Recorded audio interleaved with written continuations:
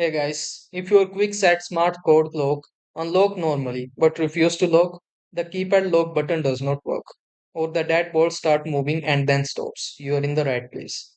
A SmartCode lock that won't lock is often dealing with a simple mechanical or setup issue rather than a failed motor.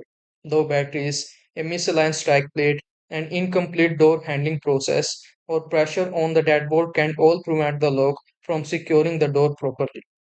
These are the steps you can try to fix this. So let's go. 1. Lock the door with its open to check if the dashboard moves freely. 2. Install a fresh set of AA alkaline batteries if they have not been replaced recently. 3. Push the door closely firm and see if pressure on the latch is stopping the dashboard.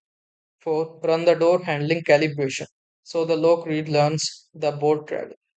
Tighten the interior mounting screws if the lock feels loose or slightly tilted.